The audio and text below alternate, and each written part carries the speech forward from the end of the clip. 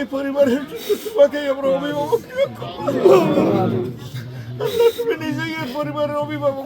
আল্লাহ তার মা বাপ, তার স্ত্রী, তার সন্তান সন্ততি, ভাই বোন সব আপনজন প্রিয়জন, আল্লাহ আল্লাহ সবাইকে তোমার নামে সবর করার তৌফিক দাও।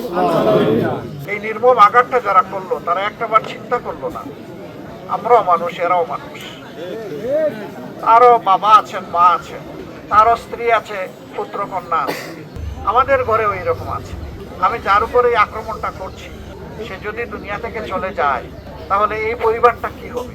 একটা ভোটের জন্য, একটা সিটের জন্য মানুষ এতটা পাষাণ, বেপরোয়া, নির্দোষ কিভাবে হতে পারে? ভবিষ্যৎ হোক নিরাপদ, বিনিয়োগ হোক বিশ্বস্ত, আর আমার পছন্দ সল্ট বে। ওয়েলকাম টু সল্ট বে।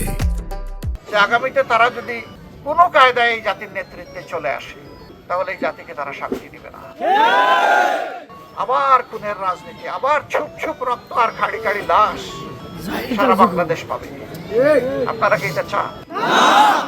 আমরা একটা শান্তির বাংলাদেশ চাই, যেই বাংলাদেশে শিশু, কিশোর, কিশোরী, তরুণ, তরুণী, যুবক, যুবতী, প্রৌঢ়, বৃদ্ধ, বৃদ্ধা সমস্ত মানুষ ইজ্জত এবং নিরাপত্তার সাথে থাকবে। বিশেষ করে আমাদের মায়েদের নিরাপত্তা নিয়ে আমরা বর্তমান পরিস্থিতির উপর শঙ্কিত। আমরা দীর্ঘদিন আমাদের অধিকার থেকে বঞ্চিত ছিলাম, মুসলিম ছিলাম, সারা জাতি, শুধু জামাতে ইসলামী না, জামাতে একটু বেশি ছিল, এর সাক্ষী আপনারা। তো সারা জাতিই তো আমরা মুসলিম ছিলাম।